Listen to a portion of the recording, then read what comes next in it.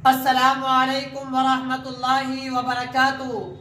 Hello दोस्तों, मेरा नाम है मोहम्मद इरशाद और आप देख रहे हैं मेरा YouTube channel D study official. आज की इस वीडियो में आप लोगों को जगन्नाथ आजाद की जो नज्म है इंडिया गेट, इसके मुतालिक आपको कुछ मालूमात देने वाला हूँ। आज की इस वीडियो में आपको लास्ट में सवाल भी हल कराऊंगा, बिल्कुल तसल्ली के साथ आपका सवाल हल किया जाएगा। अशआर का पूरा मफहूम बताया जाएगा। उसके बाद सबसे पहले मैं आपको जगन्नाथ आजाद के बारे में बताऊंगा। उसके बाद क्या बताऊंगा? उनकी नज्म इंडिया गेट के बारे में। लास्ट में सवाल हल कराया जाएगा। ये 18वां चैप्टर है, आपको ध्यान से देखना है। अगर आपने इस वीडियो को पूरा देख लिया तो आपको कोई भी वीडियो देखने की जरूरत नहीं है। तो ज्यादा देर ना करते हुए वीडियो को शुरू करते हैं। यहां पर देखिए, इंडिया गेट ये एक नज्म है, समझ में आ रहा ना? ये एक नज्म का नाम है जो आपके निसाब में, आपकी किताब में, 10वीं की किताब में शामिल है। अब ये किसकी नज्म है? तो ये नज्म जो है इनकी है, यानी जिनका नाम है जगन्नाथ आजाद। क्या नाम है इनका? जगन्नाथ आजाद। यहां पर लिख लीजिए जगन्नाथ आजाद, ठीक है। अब इनकी खासियत क्या है? ये दो जहत के पूरे माहिर थे। कौन कौन थे ये? एक तो शायर भी थे, मुहक्किक भी थे, गजल गो भी थे और नज्म निगार भी थे। मेरी बात समझ में आ रही है ना? क्या थे ये? गजल गो भी थे, शायर भी थे, मुहक्किक भी थे और नज्म निगार भी थे। अब इससे अंदाजा लगा सकते हैं कि ये कितने माहिर रहे होंगे। कौन? जगन्नाथ आजाद साहब। अब यहां पर बात करते हैं जगन्नाथ आजाद साहब की। इतनी बात समझ में आ गया ना? क्या क्या याद रखना आपको? शायर, मुहक्किक, ठीक है, मुहक्किक याद रखेगा ना, नज्म निगार, नज्म निगार, ठीक है। और भी बहुत कुछ थे, मुहक्किक भी थे, शायर भी थे और दूसरा क्या लिखते थे? गजल, गजल। अब मुझे लगता है इतनी चीज इनके बारे में हल्का सा आपको समझ में आ गया होगा, ठीक है। अब इनकी पैदाइश के बारे में बात करें, इससे पहले ये कि इनके जो वालिद थे तिलोक चंद महरूम। कौन थे? तिलोक चंद महरूम। उनके वालिद बहुत बड़े शायर भी थे और स्कूल में टीचर भी थे। तो विरासत, शायरी इनको विरासत में मिली है। किनको? जगन्नाथ आजाद साहब को। इतना समझ में आ गया ना? अब इनकी पैदाइश के बारे में बात करते हैं। 5 सितंबर 1918 को इनकी पैदाइश हुई है। 5 सितंबर 1918 को। कैसे लिखेंगे? 5 सितंबर 1918 को इनकी पैदाइश हुई है। कहां पैदा हुई है इनकी पैदाइश? तो ईसा खैल में इनकी पैदाइश हुई है। अब ईसा खैल कैसे लिखेंगे? ईसा खैल। तो मुझे लगता है इतनी चीज आपको समझ में आ गई होगी। अब ये ईसा खैल कहां है? ये अब फिलहाल ये पाकिस्तान के मयावाली की तहसील में अभी ये शामिल है। कौन? अब इतना समझ में आ गया ना? पैदाइश समझ में आ गया, नाम इनका समझ में आ गया। पैदाइश 5 सितंबर 1918 को हुई है। कहां पर हुई है? ईसा खैल में हुई है। और ईसा खैल कहां है? ये अब फिलहाल यानी करंट एड्रेस इनका पाकिस्तान का है। समझ में आ गया ना? पाकिस्तान की मयावाली, महावाली जो है तहसील, उसमें ये गांव का नाम है। इतना समझ में आ गया ना? मुझे लगता है इतनी चीज आपको समझ में आ गई होगी। वालिद का नाम क्या है इनके? तिलोक चंद महरूम, ठीक है। इनके वालिद यानी पिताजी का नाम क्या था? तिलोक चंद महरूम। समझ में आ गया ना? अब इन्होंने, इसका थोड़ा सा ये याद रखना है, 12 साल की उम्र में इन्होंने मिडिल इम्तिहान पास किया। कितने साल की उम्र में? 12 साल। 12 साल की उम्र में मिडिल इम्तिहान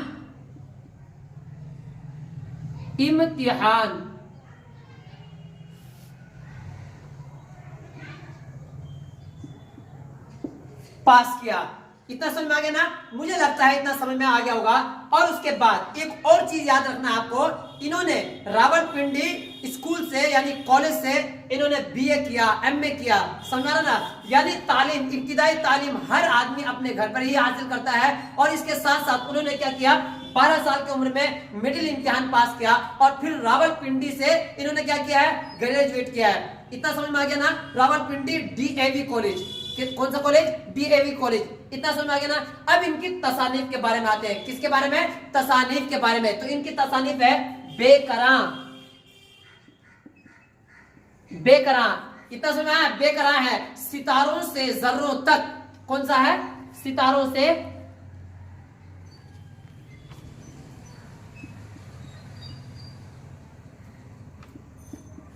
जर्रों तक, इतना समझ में आया ना। यानी इनकी किताब कौन सी है, सितारों से जर्रे तक, वतन में अजनबी। और भी किताबें यानी कि वतन में अजनबी, इस तरह लिख सकते हैं। देखिए ज्यादा मैं किताब बताऊंगा, निशाने मंजिल है, इकबाल और उसका आयत है, बहुत सारी किताब है। निशाने मंजिल कैसे लिखेंगे आप, निशाने मंजिल, ठीक है।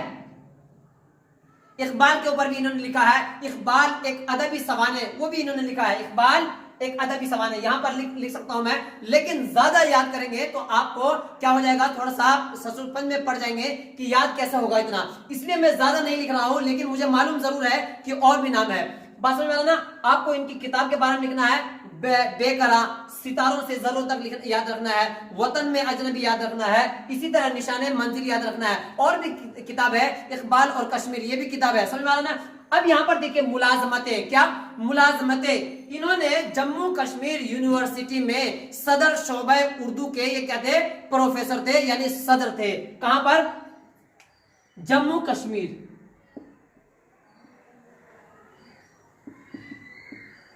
जम्मू कश्मीर यूनिवर्सिटी में सदर उर्दू प्रोफेसर थे, ठीक है। कहां के ये प्रोफेसर थे, जम्मू यूनिवर्सिटी के सदर शोबे उर्दू के ये प्रोफेसर थे, यानी वहां पर ये पढ़ाते थे। इतना समझ में आया ना। मुझे लगता है इतनी सारी चीज समझ में आ गई होगी। अब इनका इंतकाल कहां हुआ है, तो इनका इंतकाल 25 जुलाई 2004 को हुआ है। कब हुआ है, 25 जुलाई 2004, 25 जुलाई 2004 को हुआ है। तो मुझे लगता है इतनी सारी चीज आपको अच्छी तरह समझ में आ गई होगी। अब मैं आपको इंडिया गेट की जो गजल है वो मैं आपको समझाता हूं। तो चलिए उस नज्म को हम थोड़ा समझ लेते हैं। अब यहां पर देखिए एक शेर है उनका, इंडिया गेट वो तारीख का एक बाबे जलील, इंडिया गेट वो अफरंग की तामीर जलील, वो इंडिया गेट वो अगियार की नुसरत का निशान, वो अपनों की गुलामी की दलील। समझ में आ रहा ना। यानी उनका एक शेर है, इंडिया गेट वो तारीख का एक बाबे जलील, इंडिया गेट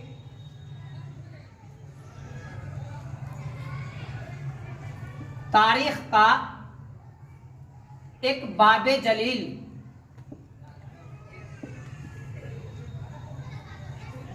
ठीक है। ये 4 लाइन है। अब इसमें जो नज्म है ये इंडिया गेट इनका नज्म है, किनका, जगन्नाथ आजाद साहब का एक नज्म है। उस नज्म में से ये कुछ कतात यानी कुछ लाइन उसमें से अख्ज किया गया है, कुछ लिया गया है। अब इसमें है क्या, इस लाइन में, ये चारों जो लाइन मैंने आपके सामने पढ़ा है, इस लाइन में क्या है, उन्होंने यानी इंडिया गेट को जो बनाया है अफरंगियों ने बनाया है। किसने बनाया है, ब्रिटिश वालों ने बनाया है, यानी अंग्रेजों ने बनाया है। लेकिन अंग्रेजों ने तो तामीर करवा दिया है, लेकिन इंडिया के लिए वो अभी भी शान है, ठीक है। गैरों की कामयाबी अपनों की गुलामी का इसमें सबूत है, यानी हम लोग गुलाम थे पहले, उन लोगों ने संसद भवन बनाया और बहुत सारी चीजें बनवाई। तो समझ में आ रहा है ना, उस वक्त इंडिया क्या था, गुलाम था। तो इस अशार से क्या पता चलता है कि उन लोगों की कामयाबी यानी गैरों की कामयाबी और अपनों की गुलामी इस शेर में पता चल रहा है। तो मुझे लगता है इतनी चीज तो आपको समझ में आ गई होगी। अब दूसरा शेर आपको मैं पढ़ करके सुनाता हूं ताकि आपको समझ में और आ जाए। ज्यादा लंबा करूंगा तो वीडियो बहुत ज्यादा लंबी हो जाएगी। किश्वरे हिंद के जांबाज मुहिब्बान वतन, समझ रहे ना, किश्वरे हिंद के जांबाज मुहिब्बान वतन, और खून से सींचने निकले हैं पैरायों का चमन, और एक सैलाब शुजाअत का बढ़ा आता है। कहीं दजले की है नहरें, कहीं अमवाजे जमन, कहीं दजले की है लहरें, कहीं अमवाजे जमन। तो ये जो 4 अशार देख रहे हैं, इसमें भी उन्होंने क्या बताया है कि उन लोगों ने जिन्होंने सरहद पर बैठ करके अपने हिंदुस्तान को आजाद कराया, वो लोग बहुत बहादुर थे और उनकी बहादुरी इतनी तेज थी कि जैसे गंगा जमुना ये सब उनकी लहरें क्या होती है, तेज होती है ना, ठीक इसी तरह इन लोगों ने भी जांबाजी में बहुत हौसला दिखाया, बहुत दिलेरी दिखाई है। और तीसरा जो शेर है उनका, भूख इंसान को लड़ना सिखा देती है। जब इंसान मजबूर होता है तो बहुत कुछ वो सीख जाता है कि नहीं। इसी तरह उनकी निगाहों के सामने इंडिया गेट की पूरी क्या रखा गया है, पूरा मुहित कर दिया गया है, पूरी तारीख उन्होंने लिख दिया है कि किन्होंने बनवाया, किस तरह क्या किया, कैसे तरक्की हुई, ये सारी की सारी चीजें इस इंडिया गेट के अशार में छुपा हुआ है। तो मुझे लगता है इतना चीज आपको समझ में आ गया होगा, ठीक है ना। लहरों से तेज है, यानी समझ आ गया ना कि ये क्या कहना चाह रहे हैं कि उनकी बहादुरी, उनकी दिलेरी, उनकी शजाअत, उनकी जवामर्दी क्या है, लहरों से भी तेज है। तो मुझे लगता है इतनी चीज आपको समझ में आ गई होगी। अब हम क्या करते हैं, आज का सवाल हल करते हैं जगन्नाथ आजाद साहब के बारे में। तो चलिए सवाल हल करते हैं, ठीक है। पहला सवाल, जगन्नाथ आजाद कब पैदा हुए? मैंने जवाब बताया 5 सितंबर 1918 को उनकी पैदाइश हुई है। सवाल नंबर 2, जगन्नाथ आजाद के वालिद का नाम क्या था? मैंने बताया उनके वालिद का नाम तिलोक चंद महरूम था, ठीक है। सवाल नंबर 3, इंडिया गेट कहाँ है? तो जाहिर सी बात है, पूछने की जरूरत ही नहीं है, दिल्ली में है। इंडिया गेट की तामीर किसने कराई थी? तो मैंने आपको बताया था अंग्रेजों ने कराई थी, यानी ब्रिटिश वालों ने, बर्तानिया के अंग्रेजों ने उसकी तामीर की थी, यानी उसको बनाया था। अब सवाल थोड़ा सा लंबा, इस नज्म में शायर ने जो कुछ कहा है उसे 5 जुमले में लिखिए। इसमें आपको क्या करना है, 5 जुमले में क्या लिखना है कि इंडिया गेट की अजमत का जिक्र शायर ने किया, यानी इंडिया गेट कितना बुलंद है, कितना ऊंचा है, कितना आलीशान है, इसके बारे में शायर ने इसमें कहा है, ठीक है। दूसरा ये लिख सकते हैं कि अगर अजमत की निशानी है तो दूसरी तरफ गुलामी की निशानी भी है। इससे जो भी अंग्रेज आएगा वहां से ये कह देगा कि ये जो इंडिया गेट है ये हमारी शान है, बल्कि ये लोग तो उस वक्त गुलाम थे। कौन लोग? यानी हिंदुस्तान वाले लोग उस वक्त गुलाम थे। एक तरफ से आप कह सकते हैं हमारे लिए अच्छी बात भी है, दूसरी तरफ से दुखद बात भी है। दुखद बात क्यों है? इसलिए कि हम लोग उस वक्त गुलाम थे, उन लोगों ने बनाया था। अब सवाल नंबर 2, नज्म की मुख्तसर तारीफ कीजिए। नज्म के माना मैंने आपको पिछली वीडियो में भी बताया, नज्म के माने होता है तरतीब देना, अरेंज करना, एक लाइन को दूसरी लाइन से मिलाना। कैसे पता चलेगा? अगर लास्ट में या है तो इसी तरह दूसरी लाइन में भी या ही होगा। जैसे आपको शेर सुनाता हूं एक, वो दिल भी जलाते हैं रख देते हैं मरहम भी आ रहा है यहाँ पर। इसी तरह जो वो दिल भी जलाते हैं रख देते हैं मरहम भी, क्या तुरफा तबीयत है, शोला भी है, शबनम भी आ रहा ना। इतना समझ आ गया ना। यानी जहां पर भी या लाम है पहली लाइन में तो दूसरी लाइन में भी लाम ही आ जाएगा, ठीक है। तुम झुक के नहीं मिलते, हम रुक के नहीं मिलते, मालूम ये होता है कि कुछ तुम भी हो कुछ हम भी। तो मुझे लगता है इतनी चीज आपको समझ में आ गई होगी, ठीक है। अब सवाल हल करते हैं। तीसरा सवाल, जगन्नाथ आजाद के 3 शेरी मजमूओं के नाम लिखिए। तो मैंने आपको बताया भी था, बेकरां है, इसी तरह सितारों से दर्रों तक, वतन में अजनबी, ये मैंने आपको बता भी दिया था। इससे पहले भी मैंने आपको वीडियो में बता दिया था, यानी इसी वीडियो जब शुरू हुआ था। तो मुझे लगता है इतनी चीज भी समझ में आ गई होगी। सवाल नंबर 4, जगन्नाथ आजाद के मुख्तसर हालात पर 5 जुमले लिखिए। उनकी पैदाइश के बारे में लिखिए, उनके पिताजी का नाम लिखिए, उनके बाद उनकी तालीम लिखिए, उन्होंने जो गजल लिखी है, नज्म लिखा है, उनके बारे में लिखिए। वो मुहक्किक थे, शायर थे, नज्म निगार थे। ये सब चीज आप लिखेंगे तो आपको नंबर अच्छा मिलेगा। समझ में आ रहा ना।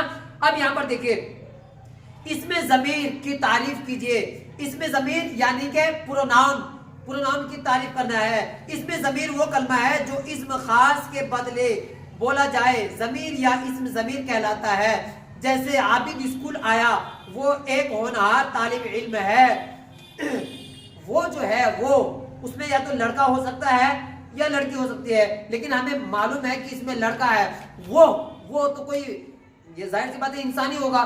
तो अगर वो में कोई भी छुपा हुआ है तो वही क्या है, प्रोनाउन है, जमीर है। समझ में आना ना, इस तरह भी आप उसका कायदा रट सकते हैं। ये देखिए यहाँ पर, अब यहाँ पर सवाल नंबर 1, नज्म के पहले बंद की तशरीह कीजिए।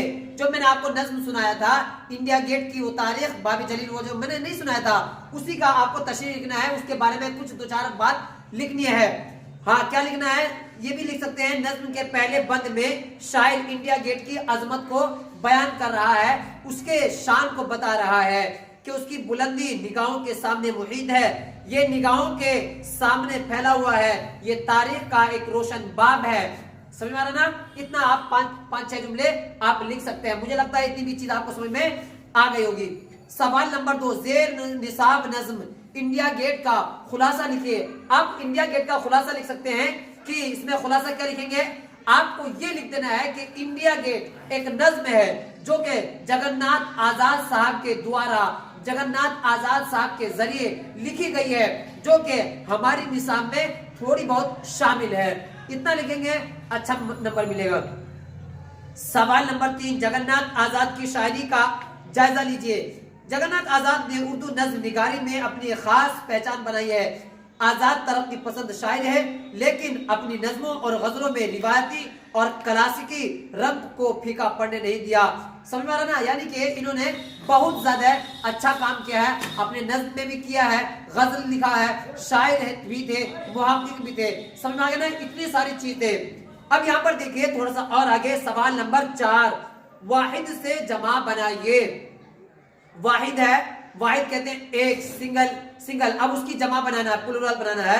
तो गैर है तो गैरों बना सकते हैं, बाब है, दलील है, शख्स है, मकसद है।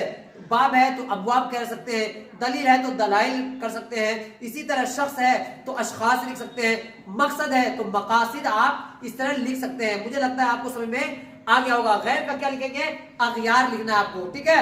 चलिए, मुझे लगता है इतनी सारी चीज आपको समझ में आ गई होगी। अब यहाँ पर अगर कोई भी सवाल आपका रह गया हो तो आप मुझे आसानी के साथ कमेंट कर सकते हैं। कमेंट में आपके सवाल का जवाब दिया जाएगा। कोई भी आपत्ति हो, कोई भी परेशानी हो तो आप इस नंबर पर आप कॉल कर सकते हैं और व्हाट्सएप भी कर सकते हैं, ताकि आपका समस्या का समाधान किया जाएगा। वीडियो अच्छी लगी है तो वीडियो को लाइक कर सकते हैं, शेयर कर सकते हैं और दूसरे भाइयों तक पहुंचा सकते हैं। जो इस बार एग्जाम दे रहे हैं 10वीं का, उन तक ये वीडियो जरूर पहुंचाइएगा। तो मिलते हैं अगली वीडियो में, तब तक के लिए।